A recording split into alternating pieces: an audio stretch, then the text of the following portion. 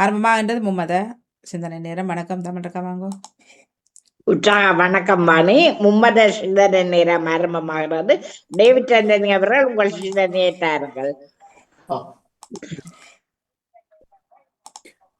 ஆண்டவரே உம்மை புகழுவோம், ஏனெனில் எம்மை கைதூக்கி விட்டீர் என்கின்றது திருப்பாடல் 30. பிதாச்சுடன் தூயாவியின் பேராலே ஆமென். அன்பு பாமுக உறவுகளுக்கு எனது காலை வணக்கம். உங்கள் குடும்ப நல உற்சாகத்திற்காக இறைவனை பிரார்த்தித்து தவக்கால சிந்தனை வழங்குபவர் பிரான்சில் இருந்து டேவிட். சிந்தனை தொடரன் 2038 தவக்காலம் 4ஆம் வாரம் என்று திங்கள் தினமுமாகும். இன்று திருகவை புனித கர்ஃபர்ட் அவர்களை நினைவு கூறுகின்றது. சிந்தனைக்கு இத்தவக்காலம் மீட்பின் காலம், பாவ மன்னிப்பின் காலம், ஒப்புரவின் காலம், மனமாற்றத்தின் காலம், பாவத்தை விட்டு விலகி பரிசுத்தமாய் வாழ பரம தந்தை அழைக்கும் காலம். இந்த காலத்தை ஏற்று இறைவன் வழியில் வாழுவோம். உயர்ந்ததும் பரிசுத்தமுமான இடமே நம் உறைவிடம். ஆனால் பாவத்திற்காக வருந்தும் உள்ளத்தினரோடு நாம் குடிகொண்டிருக்கின்றோம் என்கின்றார் நம் இறைவன். தவக்காலத்தின் இறை வார்த்தையாக ஏசாயா ஆகமத்தில் இருந்து வாசகம். அதிகாரம் 1, இறை வார்த்தைகள் 10, 16, 20. எருசலேமே, உன்னை ஆளுகிறவர்களும் உன் மக்களும் சோதம் கொமோராவை போன்றவர்களாக இருக்கின்றனர். நம் ஆண்டவரின் அறிவுரைய கேளுங்கள், அவர் தம் கட்டளைக்கு செவிசாயுங்கள். உங்களை கழுவி தூய்மைப்படுத்துங்கள், உங்கள் தீச்செயலை என் திருமுன்னிருந்து அகற்றுங்கள். தீமை செய்தலை விட்டொழியுங்கள், நன்மை செய்ய கற்றுக்கொள்ளுங்கள். நீதியை நாடி தேடுங்கள், ஒடுக்கப்பட்டோருக்கு உதவி செய்யுங்கள். திக்கற்றோருக்கு நீதி வழங்குங்கள், கைம்பண்ணுக்காக வழக்காடுங்கள். வாருங்கள், இப்பொழுது நாம் வழக்காடுவோம் என்கின்றார் ஆண்டவர். உங்கள் பாவங்கள் கடும் சிவப்பாய் இருக்கின்றன, எனினும் உறைந்த பனி போல அவை வெண்மையாகும். இரத்த நிறமாய் அவை சிவந்திருக்கின்றன, எனினும் பஞ்சை போல் அவை வெண்மையாகும். மனமுவந்து நீங்கள் எனக்கு இணங்கி நடந்தால் நாட்டின் நெற்கரிகளை உண்பீர்கள். மாறாக இணங்க மறுத்து எனக்கு எதிராக கிளர்ந்தெழுந்தால் திண்ணமாய் வாளுக்கு இரையாவீர்கள். ஏனெனில் ஆண்டவர் தாமே இதை கூறினார். இது ஆண்டவர் வழங்கும் அருள்வாக்கு. இறைவா உமக்கு நன்றி. அதாவது இந்த வார்த்தை என்பது இறைவாக்கினர் ஏசாயா மூலமாக யூத மக்களுக்கு சொல்லப்பட்ட வார்த்தையாகும். ஆகவே இதை தவக்காலத்தின் சிந்தனை, தவக்காலத்தின் இறை வார்த்தையாக எடுத்து தந்தேன். தவக்காலத்தின் பாடலாக தயை செய்வாய் நாதா, எம் பாவங்களை நீக்கும். தயை செய்வாய் நாதா, எம் பாவங்களை போக்கும். என் குற்றம் நான் அறிவேன், வெள்ளிடை மலை போல் தீவினையை மறவாதன் மனது என்றும். புனிதத்தை போக்கித்தான் பாவியானேன், நீர் தீர்மை என்று கருதுவதை துணிந்து செய்தேன். தயை செய்வாய் நாதா, எம் பாவங்களை போக்கி. தயை செய்வாய் நாதா, எம் பாவங்களை நீக்கி. வாழ்த்தொலியாக ஆயந்தன் மந்தையை காப்பது போல ஆண்டவர் நம்மை காத்திடுவார். நன்மையை நாடுங்கள், தீமையை தேடாதீர்கள், அப்பொழுது படைகளின் கடவுளாகிய ஆண்டவர் உங்களோடு இருப்பார். மாரநாதா. இன்றைய நற்செய்தியாக புனித யோவான் எழுதிய நற்செய்தியிலிருந்து வாசகம். அதிகாரம் 4, இறை வார்த்தைகள் 43 54 வரை. அக்காலத்தில் இயேசு சமேரியாவில் இருந்து கலிலேயாவுக்கு சென்றார். தம் சொந்த ஊரில் இறைவாக்கினருக்கு மதிப்பு இராது என்று அவரே கூறியிருந்தார். அவர் கலிலேயா வந்தபோது கலிலேயர் அவரை வரவேற்றனர். ஏனெனில் அவர்கள் திருவிழாவுக்கு சென்றிருந்த போது எருசலேமில் அவர் செய்தவை அனைத்தையும் கண்டிருந்தனர். கலிலேயாவில் உள்ள கானாவுக்கு இயேசு மீண்டும் சென்றார். அங்கேதான் அவர் தண்ணீரை திராட்சை ரசமாக ஆக்கியிருந்தார். கப்பர்நாகுமில் அரச அலுவலரின் மகன் ஒருவர் நோயிற்றிருந்தான். இயேசு யூதேயாவில் இருந்து கலிலேயாவுக்கு வந்திருப்பதாக கேள்விப்பட்ட அரச அலுவலர் அவரிடம் சென்று சாகும் தருவாயில் இருந்த தம் மகனை நலமாக்க வருமாறு வேண்டினார். இயேசு அவரை நோக்கி, அடையாளங்களையும் அருஞ்செயல்களையும் கண்டால் அன்றி நீங்கள் நம்பவே மாட்டீர்கள் என்றார். அரச அலுவலர் இயேசுவிடம், ஐயா, என் மகன் இறப்பதற்கு முன் வரும் என்றார். இயேசு அவரிடம், நீர் புறப்பட்டு போம், உம் மகன் பிழைத்துக் கொள்வான் என்றார். அவரும் இயேசு தம்மிடம் கூறிய வார்த்தையை நம்பி புறப்பட்டு போனார். அவர் போய்கொண்டிருக்கும் போதே அவருடைய பணியாளர்கள் அவருக்கு எதிர்கொண்டு வந்து, மகன் பிழைத்துக் கொண்டான் என்று கூறினார்கள். எத்தனை மணிக்கு நோய் நீங்கியது என்று அவர்களிடம் வினவ, அவர்கள் நேற்று பிற்பகல் 1 மணிக்கு காய்ச்சல் நீங்கியது என்றார்கள். உம் மகன் பிழைத்துக் கொள்வான் என்று இயேசு அந்த நேரத்திலே கூறினார் என்பதை அவன் தந்தை நினைவு கூர்ந்தார். அவரும் அவர் வீட்டார் அனைவரும் இயேசுவை நம்பினர். இயேசு யூதேயாவில் இருந்து கலிலேயாவுக்கு வந்த பிறகு செய்த 2வது அடையாளம் ஆகும். இது கிறிஸ்து வழங்கும் வாழ்வு தரும் நற்செய்தி. கிறிஸ்துவே உமக்கு புகழ். இன்றைய நற்சிந்தனையாக இன்றைய நற்செய்தியிலே இறைவன் கூறும் வார்த்தையானது, இயேசுவினுடைய உடனிருப்பை விரும்பி வரவேற்கிறார்கள் கல்லேயர்கள். அவர் செய்த அற்புதங்களையும் அருங்குறைகளையும் கேள்விப்பட்டதால் அவர் நம்மோடு இருந்தால் நன்மைகள் ஊருக்கு கிடைக்கும் என்று அவரது வரவுக்காய் காத்திருக்கின்றனர்.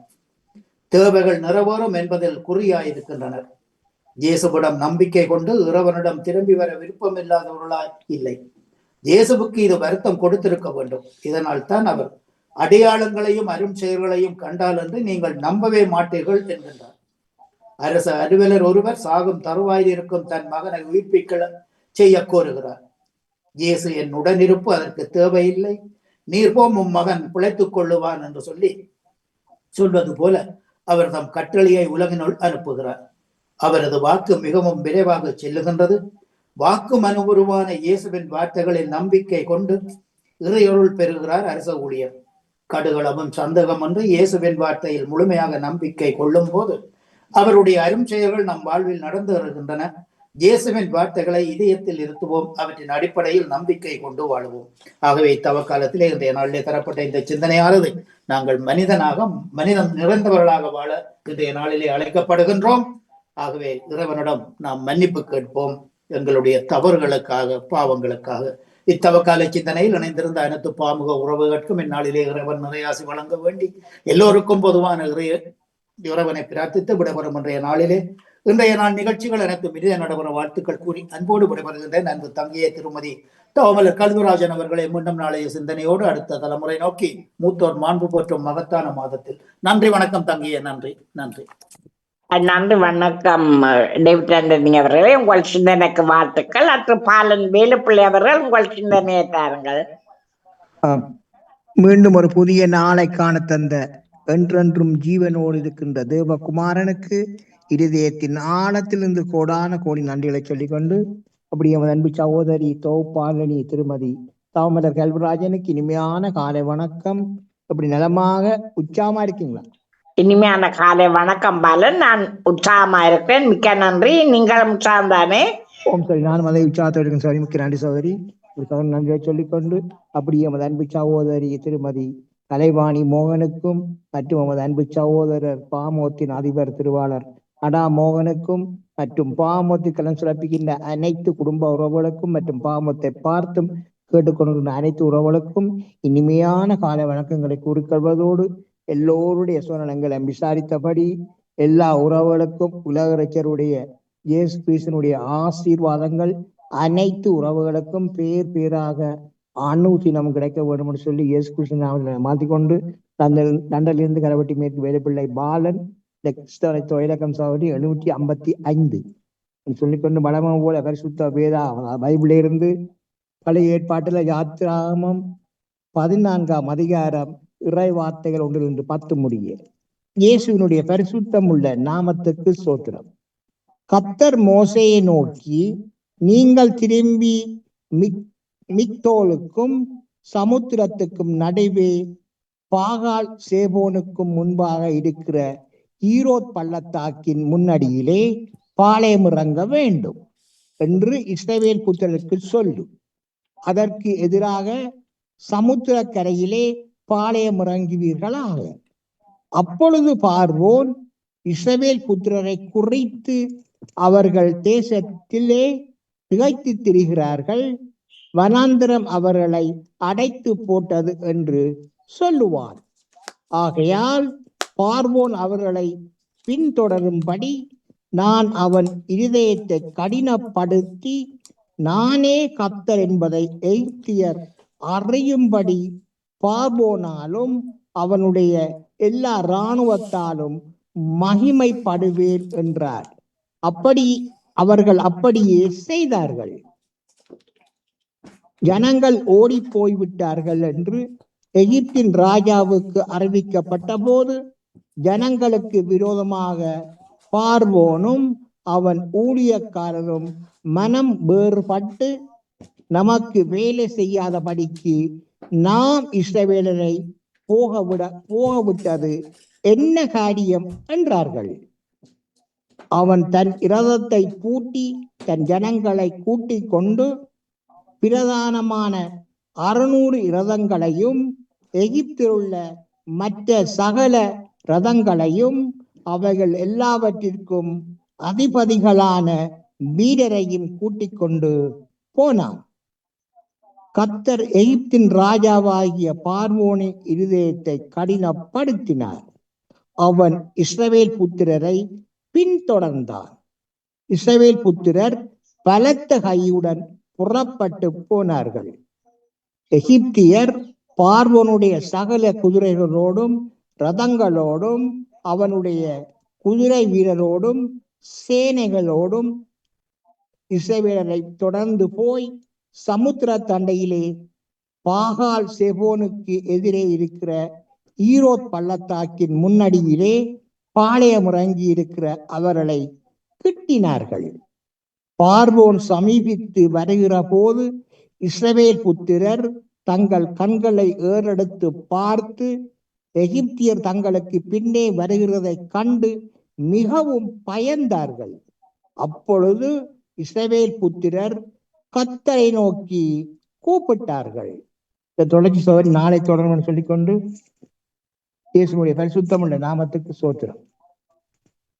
பாவ மன்னிப்பின் நிச்சயத்தை பெற்றுக்கொள்ள வேண்டும், பரலோகத்தில் ஓரிடம் நீ பெற வேண்டும். பாவ மன்னிப்பின் நிச்சயத்தை பெற்றுக்கொள்ள வேண்டும், பரலோகத்தில் ஓரிடம் நீ பெற வேண்டும். இயேசு தருகிறார், இன்று தருகிறார், அதற்காகத்தான் சிலுவையிலே ரத்தம் சிந்தி விட்டார். இயேசு தருகிறார், இன்று தருகிறார், அதற்காகத்தான் சிலுவையிலே ரத்தம் சிந்தி விட்டார். நீ தேடும் நிம்மதி இயேசு தருகிறார், நீ நாடும் விடுதலை அவரிடம் உண்டு. நீ தேடும் நிம்மதி இயேசு தருகிறார், நீ நாடும் விடுதலை அவரிடம் உண்டு. நீ நாடும் விடுதலை அவரிடம் உண்டு. பாவ மன்னிப்பின் நிச்சயத்தை பெற்றுக்கொள்ள வேண்டும், பரலோகத்தில் ஓரிடம் நீ பெற வேண்டும். பாவ மன்னிப்பின் நிச்சயத்தை பெற்றுக்கொள்ள வேண்டும், பரலோகத்தில் ஓரிடம் நீ பெற வேண்டும். அன்பான இயேசுராஜனுக்கு முன்னும் கோடி நன்றிகளை சொல்லிக்கொண்டு, தகப்பனே, உனது பிள்ளைகள் பிரியான மார்க்கமாக எந்தெந்த வாகனங்களில் வெளியில் சென்று கொண்டிருக்கிறார்களோ மற்றும் செல்ல இருக்கின்றார்களோ மற்றும் எந்தெந்த இடங்களில் இருக்கின்றார்களோ எல்லா இடங்களிலும் இயேசப்பா ஒரு தூதரை அனுப்பி நீங்கள் ஒவ்வொரு ஆத்துமாக்களையும் பேர் பேராக பாதுகாத்துக் கொள்ள ஜெபிக்கிறேன் தகப்பனே. அப்படியே திறமை நீங்கள் பாதுகாத்து வருகிறமைக்காம் இந்த நாளில் தூதருடைய பிரசன்னம் பாதுகாப்பாக வழி நடத்தி கொண்டிருப்பதற்காக கோடி நன்றி ராஜா. கோத்திரம் தகப்பனே, எத்தனை தகப்பனே, எல்லா குடும்பங்களையும் ஆசீர்வதிங்க, தேவையை சந்திங்க ராஜா, வழி நடத்துங்க, பாதுகாத்துக் கொள்ளுங்க. அதுக்கான அனுசம் தகப்பனே. மற்றும் தகப்பனே, உலக ரீதியில் ராஜா இந்த நாடுகளில் தச்சு போர் நடக்குவ ராஜா, அந்த நாடுகளில் நிரந்தரமான சமானத்தை கொண்டு ஜெபிக்கிறேன் தகப்பனே. நிரந்தர சமானத்தை கொண்டு வாங்க ராஜா. அந்த நாடுகளின் அதிபர்களோடும் இராணுவ தளபதிகளோடு நீங்கள் பேசுங்க ராஜா. நீங்கள் பேசுங்கள். இழந்த சமானத்தை கொண்டு வாங்க ராஜா. மரித்த அத்தனை ஆத்துமாக்களுக்கு நித்திய இழப்பாறு கொடுங்க ராஜா. நித்திய இழப்பாறுல கொடுங்க ராஜா. அந்த குடும்பங்களை ஆற்றி தேற்றி அரவணைங்க. ஆறுதல் படுத்துங்க ராஜா. ஆறுதல் படுத்துங்க. இழந்த சொத்துக்கு அனைத்தையும் மறுபடியும் புதுப்பிச்சு கொடுக்க வழிவகைகளை உண்டு பண்ணி கொடுங்க ராஜா. உண்டு பண்ணி கொடுங்க தகப்பனே. நிரந்தர சமானத்தை நீங்க கொண்டு வந்து விசுவாசிக்கிறேன் ராஜா. சர்வ வல்லவர் தேவனாலே எல்லாமே ஆகும் ராஜா. ஒரு விஷயம் மனம் இறங்கி ராஜா, நிரந்தர சமானத்தை கொண்டு வாங்க ராஜா. நிரந்தர சமாதானம். கோடி நன்றி தகப்பனே. சோத்திரன் ராஜா. மற்றும் தகப்பனே, பாமோத்தின் அதிபர் குடும்பம் கைது செய்யும் சகலவற்றையும் ஆணுத்தினம் அவர்களை ஆசீர்வதித்து அவர்களை பலப்படுத்தி அவர்கள் செல்லும் இடமெல்லாம் கூடவே இருந்து அவர்களை பாதுகாப்பாக வழிநடத்த வேண்டும் சொல்லி இயேசப்பாவோட பிரார்த்தனை எடுத்துக்கொண்டு சௌரி விட வர்றேன். நன்றி, வணக்கம். நன்றி வணக்கம் பாலன் வேலுப்பிள்ளை அவர்களே, உங்கள் சிந்தனைக்கு வாழ்த்துக்கள். அடுத்து ராஜினி அல்போன்ஸ் அவர்கள் உங்கள் சிந்தனையை தாருங்கள். வாணி அவர்களுக்கும் அவர்களுக்கும் அனைவருக்கும் வணக்கம். வணக்கம். எங்கே சுமந்து போறீர் சிலுவையை, நீர் எங்கே சுமந்து போறீர் பொங்கும் பகைவராலே அங்கம் நாடு நடுங்க எங்கே போறீர். மூன்றாம் நிலை. இயேசு சிலுவையின் பாரத்தால் கீழே விழுகின்றார். முதலாம் முறை கீழே விழுகின்றார். சிலுவைச்சாவை ஏற்கும் அளவுக்கு சிலுவையின் பாரத்தால் இயேசு விழுகின்றார். பாவச் சுமையை பாராது மீண்டும் வளர்ந்து தள்ளாடியே செல்கின்றார். எமக்காக சுமக்கின்றார். நாமும் எங்கள் பாவங்களை விட்டு எழுந்திருக்க தயவு செய்திருக்கிறோம். எங்கள் பேரி தயவாயிரும் சுவாமி, எங்கள் பேரி தயவாயிரும். மெத்த விசுவாசுடைய ஆத்துமங்கள் சமாதானத்தில் இழைப்பார கடவுது. கல்வாரி மலை நாடி தள்ளாடி தாரை விழுந்து எல்லோரின் பாவங்களை தனிமையாய் சுமந்து எங்கே போரே. நன்றி, வணக்கம். நன்றி வணக்கம் ராஜினி அல்போன்ஸ் அவர்களே, உங்கள் சிந்தனைக்கு வாழ்த்துக்கள். அடுத்து வஜிதா முகமது அவர்கள் உங்கள் சிந்தனையை தாருங்கள். வஜிதா.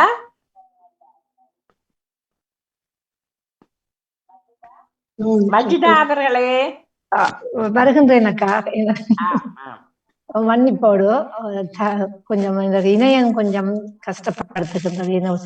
இல்லை, அதான் அனைவருக்கும் சிறப்பான வாழ்த்துக்களையும் சொல்லிக்கொண்டு நலமாக இருக்கின்றீர்கள் அக்கா? ஆமாம், நலமா இருக்கிறேன். நன்றி. நீங்கள் வஜிதா? நலமாக இருக்கின்றேன் என்று கூறிக்கொண்டு எனது சிந்தனையாக, இஸ்லாமிய மாதத்தில் எல்லோருக்கும் தெரியும், இது புனித ரமலான் மாதமாக இருக்கிறது. நோன்பின் இறுதிப்பத்தில் நாங்கள் இன்று இந்த ஒரு சில நாட்கள் நாள் அந்த நோன்பை முற்றாக பூர்த்தி செய்வதற்கான ஒரு காலமாக அமைந்திருக்கிறது. எங்களுக்கு இந்த நோன்பு பெருநாள் வருகின்றதே என்ற ஒரு சந்தோஷம் இருந்தாலும், இப்படியான நன்மைகளை அளித்தருகின்ற மாதம் எங்களை விட்டு போகின்றது என்ற ஒரு கவலையும் இருக்கின்றது. இருந்தாலும் இந்த பெருநாள், நோன்பு பெருநாளை எவ்வாறு இஸ்லாமிய மக்கள் கொண்டாட வேண்டும் என்று நபிகள் நாயகம் ஸல்லல்லாஹு அலைஹி வஸல்லம் அவர்கள் விளக்கம் எங்களுக்கு அழகான விளக்கத்தை சொல்லியிருக்கின்றார். இப்ப 5 நேர தொழுகைகள் இஸ்லாமிய மக்களுக்கு கடமைப்படுத்தப்பட்டிருக்கிறது ஒவ்வொரு நாளும். அந்த தொழுகை, இப்ப காலையில தொழுகிற தொழுகை சுபஹ் தொழுகை என்று சூரிய இந்த உதயத்துக்கு முதல் தொழுகிறது சுபஹ் தொழுகை.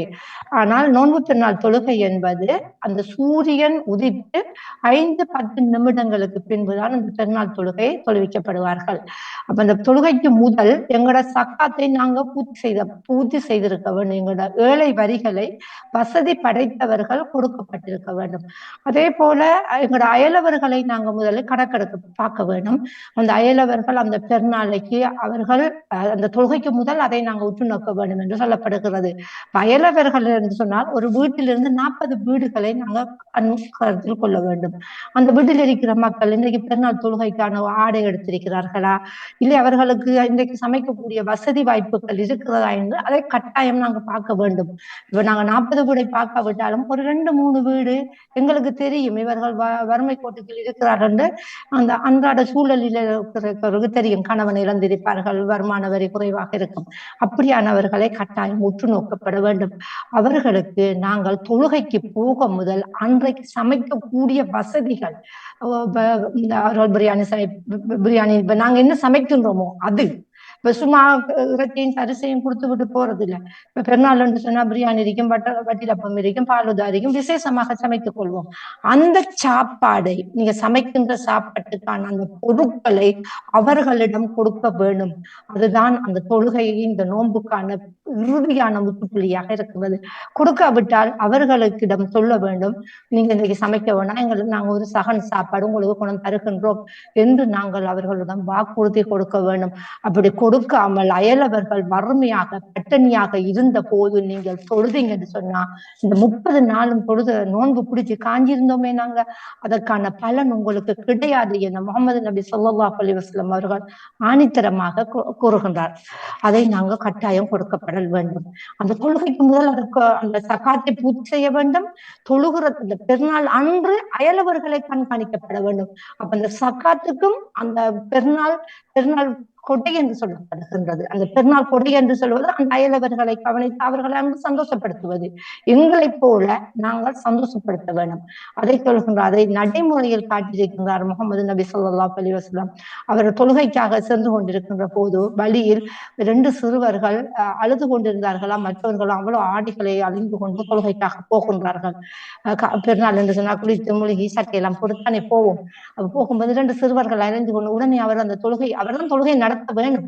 இமாமாக நின்று தொழுகை நடத்தவர் முகமது நபி தான். அப்ப அவர் நின்று கேட்கின்றார், ஏன் நீங்கள் கேட்கிற ஹபீபி என்றால் இரக்கமாக அழைப்பது. ஹபீபி என்றால் நம்ம பிள்ளைகளை மன அப்படின்னு அழைக்கிற மாதிரி, அது ஹபீபி என்று கூப்பிட்டு கேட்கின்றார். என்ன ஏன் குந்தி கொண்டு அழுது கொண்டு, எனக்கு அம்மாவும் இல்லை வாப்பாவும் இல்லை, நான் ஒரு அனாதை, எல்லோரும் பெருநாளைக்கு போகின்றார்கள். அப்ப உடனே கேட்கின்றார், எனது வீட்டுக்கு வாரியாக அந்த தொழுகைக்கு போய் தொழுகை நடத்தவில்லை. எத்தனையோ பேர் கோடிக்கணக்கான மக்கள் காத்துக் கொண்டிருக்கின்றார்கள் தொழுகையை நடத்தி இவர் வருவார் என்று. ஆனால் அங்கு செல்லவில்லை. அந்த குழந்தைகளை கூட்டிக்கு கொண்டு போய் தனது மகள் பாத்திமா நாயகி அவர்களிடம் கொடுத்து, இந்த குழந்தைகளுக்கு அவரது பேர குழந்தைகள் ஹசைன் ஹுசைன் அவர்களுக்கு வாங்கி வைத்திருந்த ஆடைகளை கொடுத்து அந்த குழந்தைகளை குளிப்பாட்டி உடுப்பு போட்டு அவர் 2 கையிலையும் பிடித்து கொண்டு தொழுகைக்கு கூட்டிட்டு போயிருந்து அந்த தொழுகையை நடத்தினார் என்ற ஒரு சரித்திரம் இருக்கின்றது. அப்ப யோசித்துப்பார்கள், நாங்கள் என்று சொன்னால் கண்ணால பார்க்க மாட்டோம் பக்கத்தில் இருக்கிற மக்களை, அவர்கள் சாப்பிட்டார்களா இல்லையா என்று சொல்ல மாட்டோம். நாங்கள் காலையில் ஒரு உடுப்பு, இரவைக்கு ஒரு உடுப்பு, மாமிட்டு போக உடுப்பு, வெளியால சுற்றுறதுக்கு உடுப்பு, வீட்டுல ஒரு உடுப்பு, 5-6 உடுப்புகளை நாளைக்கு வாங்கி கொண்டு நாங்கள் நிற்போம். கணவன்மார் ஏறி கடபடி அழுத்து போய் விடுவார்கள் ஆடை வாங்குவதற்கு. பக்கத்துல ஒரு ஆடையும் இல்லாம சாப்பாடும் இல்லாம அழுது கொண்டிருக்கிறார். அவர்களை பாருங்க. முதலில் நாங்க நோன்பு பிடித்து காய்ந்திருப்பது இந்த பெருநாள் எங்களுக்கு மட்டுமில்லை, அவர்களை நினைத்துக் கொண்டு இந்த பெருநாளை அவர்கள் எந்த மதமாக இருக்கட்டும் அவர்களையும் சந்தோஷப்படுத்துங்கள் என்று சொல்லப்படுகின்றது. தர்மத்தின் வாயிலாக இந்த நோன்பு மாதம் இருக்கின்றது. அதே போல நீங்க தொழுகையை அதிகமாக பள்ளிவாசலிலேயோ வீடுகளிலே வைத்துக் கொள்ளார்கள். திடல்களில் நீங்கள் இந்த தொழுகையை தொழுது கொள்ளுங்கள். தொழும்போது உங்கள் தோல் மற்றவரோடு ஒட்டியிருக்க வேண்டும் என்று சொல்லப்படுகின்றது. அந்நிய உண்ணியமாக என்று அந்த தொழுகையை தொழ வேண்டும். தொழுகைக்கு போகும்போது அவர்களுக்கு வாழ்த்து ஈதுல் முபாரக் என்கின்ற ஒரு நல் வாழ்த்தி நீங்கள் அவர்களிடம் முத்தமிட்டுக் கொள்ளுங்கள் என்று சொல்லப்படுகின்றது. அதுக்கு பிறகு விருந்துக்கு யாராவது உங்களை அழைத்தால் பெருநாள் இல்லை என்று சொல்லாமல் விருந்துக்கு சென்று வாருங்கள் என்று சொல்லப்படுகின்றது. அது 7 நாட்கள் இந்த பெருநாள் எனது பகுதியில் எல்லாம் 7 நாட்கள் அந்த பெருநாளை எடுத்துக்கொள்வோம். நாங்கள் 7 நாட்கள் அழகா இருக்கும். குடும்பங்களிடம் போவோம் அங்கு என்று சொல்லி அழகான ஒரு வாழ்க்கையாக இருக்கும். அதே போல அந்த அரசியல்களாக அந்த பெருநாள் காசு என்று சொல்லுவோம், அதுகள் அன்பளிப்பாக கைமாறிக் கொள்ளப்படும். அந்த பெருநாள் அது உங்களுக்கு மட்டுமில்ல, அதிலேயே முக்கியத்துவப்படுத்த வேண்டியது எங்கள் அயலவர்கள் வறுமை கோட்டில் இருக்கின்றவர்கள் என்று. இந்த நோன்பை நாங்கள் எவ்வளவு அழகாக பிடித்திருக்கிறோம் என்பதை விட நாங்கள் அந்த அவர்களையும் பார்க்க இல்லாவிட்டால் நரகத்தின் வெப்பம் உங்களை கடுமையாக தாக்கும். அந்த மைதானத்தில் நீங்கள் அந்த அயலவர்களோடு நிற்கும் பொழுது அவர்களை தாக்காத அந்த வெப்பம் உங்களை தாக்கும் என்று கூறப்படுகின்றது. பெருநாளில் நோம்பிருந்து விட்டோமா, அதோடு எங்கட கடமை முடியவில்லை. அயலவர்களையும் வறுமை கோட்டில் இருக்கிறவரையும் சேர்ந்து இணைத்துக் கொள்ள வேண்டும் என்று சொல்கின்றது. கவனத்தை கொள்ள வேண்டும் என்று கூறிக்கொண்டு தெரியாதவர்களுக்கும் சில விடயங்களை நாங்கள் எத்தி வைக்க வேண்டும். இஸ்லாம் அதை கட்டாயப்படுத்தும்படி இஸ்லாமிய மார்க்கம் சொல்லவில்லை. ஆனால் அதை தெரியாதவர்களுக்கு எத்தி வைக்க சொல்கிறது. சொல்லிப்பாரு, ஒரு தரம் சொல்லிப்பாரு, 2 தரம் சொல்லிப்பாரு, 3 தரம் சொல்லிப்பாரு. கேட்காவிட்டால் டோன்ட் கேர், அது அவரோட பிரச்சனை, அதுக்கு இறைவன் பார்த்துக் கொள்வான், அவ்வளவுதான். நீ கட்டாயப்படுத்த, அதை திணிக்காதே. ஆனால் உனக்கு தெரிந்ததை நீ மற்றவரிடம் சொல்லு என்பது மட்டும்தான் இஸ்லாமிய மார்க்கம் கூறுகின்றது. ஒரு புனிதமான நாளில் நாங்கள் இணைந்திருக்கின்றோம். இன்ஷா அல்லாஹ் இந்த பெருநாள் நல்லபடியாக அமைந்து அனைத்து மக்களும் சந்தோஷமாக இருக்க வேண்டும் என்று கூறிக்கொண்டு இந்த போரில் கடுமையான மனத்தோடு போராடி கொண்டிருக்கின்ற 2 பக்கத்தினரும் மனதை அல்லாஹ் இரக்கப்படுத்தி 2 பக்கமும் நல்ல புத்தியை கொடுத்து அவர்களுக்கு நல்ல வாழ்வை அந்த பொதுமக்களுக்கு கொடுக்க வேண்டும் என்ற பிரார்த்தனையோடு விடைபெற்றுக் கொள்கின்றேன். நன்றி, வணக்கம் அக்கா. நன்றி நன்றி நன்றி. வணக்கம் மஜிதா முகமது அவர்களே. வாணி, கங்காஸ்தானியினுடைய பாடல் ஒன்று இருக்கிறது, தந்தை விட 1 நிமிடம் 2 நிமிடத்துக்கு முடிஞ்சிடும். அவகாலத்துக்காக கங்காஸ்டாண்டி எழுதிய வரியை நான் பாடலாக தருகிறேன். இரக்கமுள்ள ஜேசையா எந்தனை கண் கொண்டு பாருமையா, இரக்கமுள்ள ஜேசையா எந்தனை கண் கொண்டு பாருமையா, இப்பிறவியிலே நின்ற சோதனையா, எனக்கும் இரக்கம் காட்டுமையா, கர்மவினை களைந்து விடும், கண்ணியம் போத்தி விடும், ஏணியாக ஏற்றி வைத்து என்னிடத்தில் அன்பு கூறும், பாவங்கள் போக்க வந்தவரே இந்த பாவிகளை மன்னித்தருளும், ஜப நாட்களில் ஜெயமலராய் உம்மை துதிக்கின்றோம், ஜப நாட்களில் ஜபமலராய் உம்மை துதிக்கின்றோம், ஆண்டவரே உம்மை துதிக்கின்றோம், ஆண்டவரே உம்மை துதிக்கின்றோம். நன்றி, வணக்கம். வாணியவர்களே, ஈஸ்வரன் ஏதாவது சொல்ல போறீங்களா? வணக்கம். வணக்கம், எல்லோருக்கும் வணக்கம். வணக்கம். சிந்தனை என்பது எல்லோருக்கும் பொதுவானது, நன்மை பயப்பது. நான் எப்பொழுதும் கூறுவது போல் மனிதன் எங்கு செல்கிறான் என்பதை பற்றியும் யோசிக்க வேண்டும். மனிதனாக வாழ வேண்டும். அந்த வாழ்வு நெறிதான் சமயம் என்று நாங்கள் எல்லோரும் வகுத்து பிரிம்பாக நாங்கள் பின்பற்றி கொண்டிருக்கின்றோம். பின்பற்றுவது பிழை அல்ல, பின்பற்றுவதை முழு நம்பிக்கையுடன் புனிதமாக பின்பற்ற வேண்டும். ஒன்றோடொன்று உரசிப்பட்டு அந்த பின்பற்றல் அமைந்திடல் கூடாது, அமைந்திடல் ஆகாது. இதுதான் மிக முக்கியம். இன்று இந்த உலகில் தற்சமயம் ஒரு புனித நாடுகள் அழிந்து கொண்டிருக்கின்றது. அந்த அழிவு அந்த குறிப்பாக அந்த அரபு நாடு, செல்வாக்காக இருந்த நாடு அழிந்து கொண்டு மண்ணோடு மண்ணாக போய்கொண்டிருப்பதை எவராலும் சகிக்க முடியாது. அதற்காக நம்பிக்கை உள்ளோர் வணங்குங்கள், ஆண்டவனை வேண்டுங்கள். இதைத்தான் கூற முடியும். நானும் சிறிது காலம் அந்த மண்ணில் கண்டுள்ளேன், வாழ்ந்துள்ளேன். எனவே எனக்கும் அதன் சிறப்பு, அதன் மகத்துவம், அந்த நாட்டு மக்களின் புனிதம் எனக்கு சற்று புரியும். அறிந்தவர் என்ற அழகில் என் மனமும் மிகவும் மிகவும் மனவேதனை அடைகின்றது. எனவே எல்லா மதத்தினரும் ஒருமித்து நல்ல மனதோடு நல்ல எண்ணங்களோடு ஒருதர் தாக்காது. இது ஒருதரின் தனிப்பட்ட தாக்கங்கள் அல்ல, இது உலக மக்களின் பொதுவான தாக்கமும் அழிவும் என்று நினைத்து கொண்டு வணங்குவோம், வேண்டுவோம். நல்லது நடக்கட்டும். அன்பே இறைவன், நாமார்க்கம் முடியல்லோம், நமனை அஞ்சோம். Love is God, God is love. நன்றி, வணக்கம். மிக்க நன்றி அண்ணா. நன்றி வணக்கம். ஈஸ்வரன் அவர்களே, உங்கள் சிந்தனைக்கு வாழ்த்துக்கள்.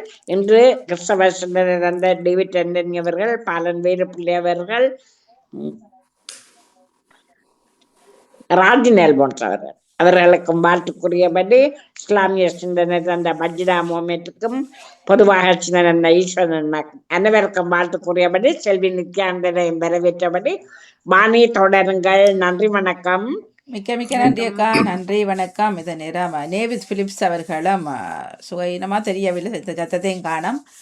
சோமட்டு ஓடி வாருங்கள். ஜெயானரசன் அவர்கள் இன்று வர முடியாதை அறிவித்திருந்தார். ஆகவே எல்லோரும் நாளை இணைந்து கொள்வார்கள் என்ற நம்பிக்கையோடு நிறவுக்கு வருகின்றது மத சிந்தனை நேரம்.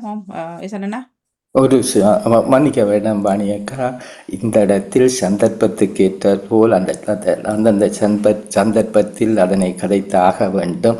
அதுதான் என் பழமை. வாழ்த்து கூறுவதென்றால் நேரடியாக வந்து கூறுவது, மறைமுகமாகவோ எழுத்தில் கூறுவது மிகவும் குறைவு என்னை பொறுத்தளவில். அந்த அளவில் மஜிதா முகமது அவர்கள் அன்று சிந்தனை தந்தார், பொதுவான சிந்தனை. அவரின் சிந்தனை இடையில் இன்னொரு நேயர் வந்து அதை குறுக்கெடுத்து அதை குழப்பி விட்டார். மனதையும் குழப்பி நிகழ்வையும் குழப்பி விட்டார். நினைக்கிறேன் புதன்கிழமை அல்லது வியாழக்கிழமையா இருக்கலாம். அதில் முக்கியமானது மஜிதா முகமது அவர்கள் பொதுவாக அவர் சமயம் சார்ந்த சிந்தனையை கூறினார். அதாவது அதில் முக்கியமானது சகோதரத்துவம் பற்றி கூறினார். அது எல்லோரும் சமயம் சார்ந்ததல்ல, எல்லா சகோதரிகளும் ஏற்றுக்கொள்ளும் அளவிற்கு அந்த சிந்தனை இருந்தது.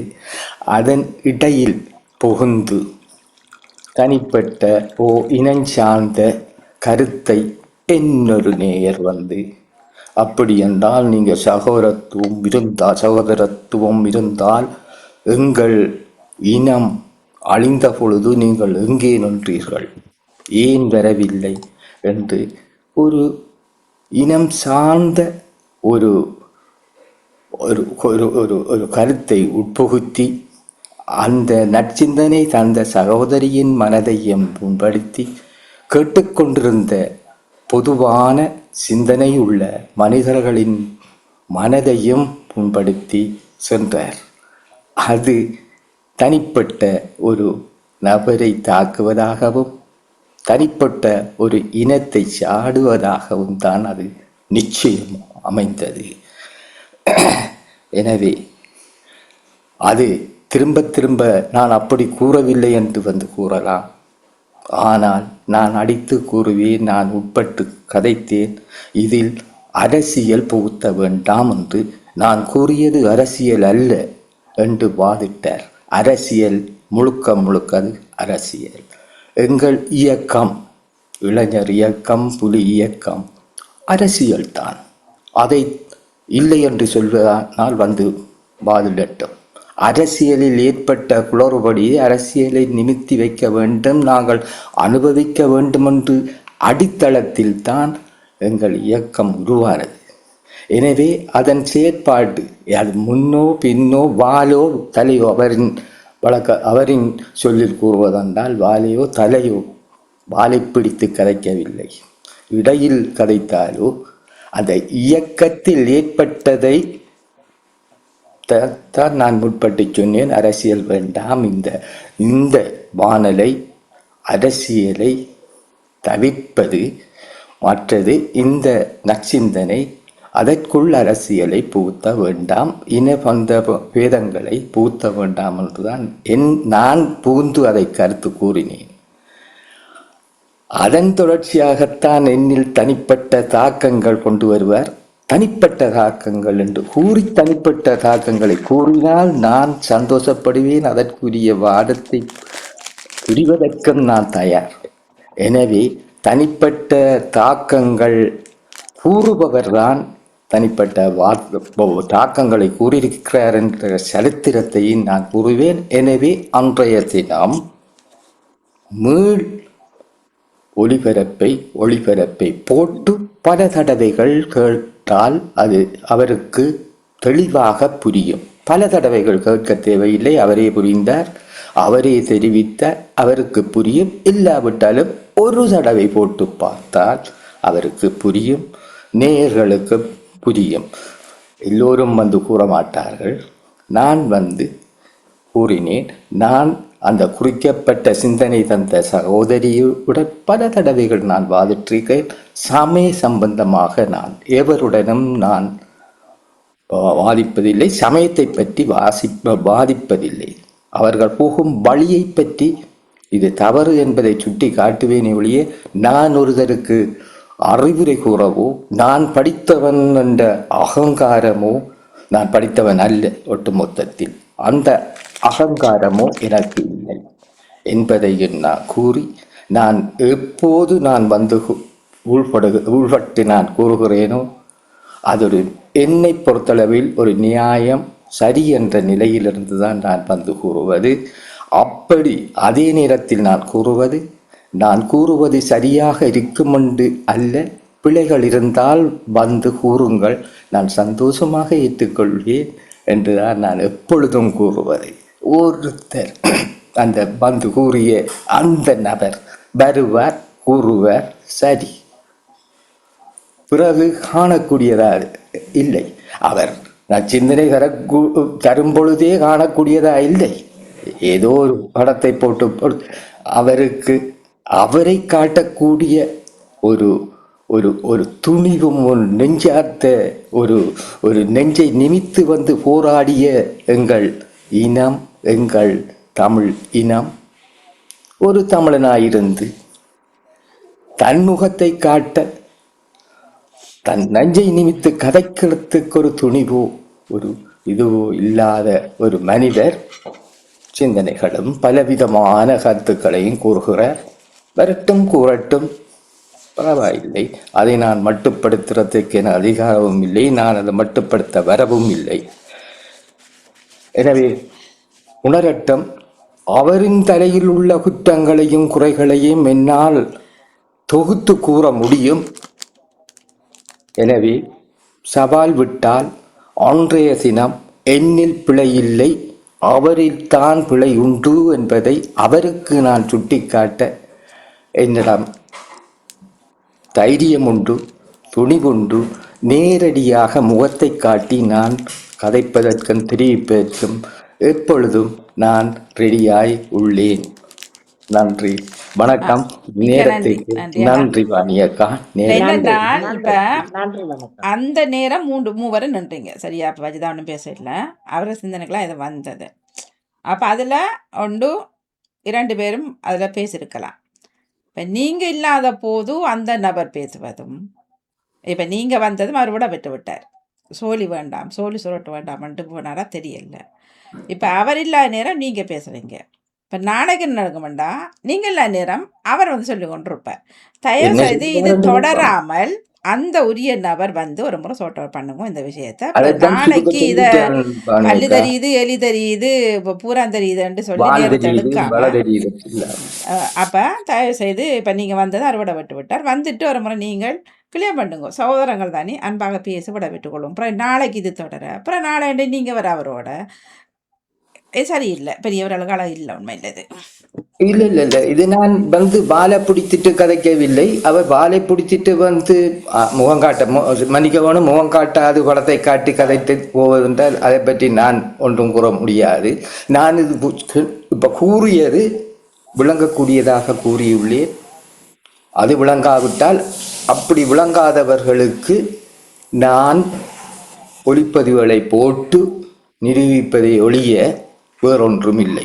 நேரடியாக கதைப்பதற்குரிய ஒரு அணுகுமுறையானவர் அல்ல அவர் என்பதை உணர்ந்தேன். எனவே அது வந்து நேரடியாக கதைப்பதால நிகழ்ச்சிக்கும் இந்த வானொலி நிலையத்துக்கும் அது சில வேளைகளில் அசிங்கமாக இருக்கும் என்றதுதான் என்ற கருத்து. எனவே நான் தெளிவாக இப்பொழுது கூறிவிட்டேன். அவர் திரும்ப அந்த நாள் நிகழ்வை போட்டு பார்க்கட்டும், அவருக்கு புரியும். அவர் ஒரு மனிதன், ஒரு மனிதாபிமானவர், ஒரு நடுநிலையாக யோசிப்பவர், சிந்திப்பவர் என்ற நம்பிக்கையில் நான் இதை கூறினேனே ஒழிய அவர் மனிதர், நான் மனிதன். எனவே சிந்திக்கட்டும். சிந்தனை தருவது மட்டுமல்ல, மற்றவர் கூறுவதையும் கேட்டு சிந்திப்பவர் என்பது எனக்கு நம்பிக்கை உண்டு. சிந்திக்கட்டும். சிந்தித்த பின்பு மாறி மாறி ஒருவர் வந்து கதைக்க வேண்டிய அவசியமும் இல்லை. எனவே அவர் சிந்திப்பார். அப்படி சிந்திக்காவிட்டால் சிந்திக்கவும் வைக்கலாம் എന്നൊരു தடவை கூறி நன்றி. வணக்கம் பாணியக்கா. மிக மிக நன்றி. ஆசிரியர்களுக்கு மன்னிப்பு. நன்றி நன்றி நன்றி. வணக்கம் பாணி. நன்றி வணக்கம். நன்றி வணக்கம். நிறைவுக்கு வருகின்றது முகமது சிந்தனை நேரம். நன்றி வணக்கம். தமிழக்காவுக்கு நன்றி வணக்கம்.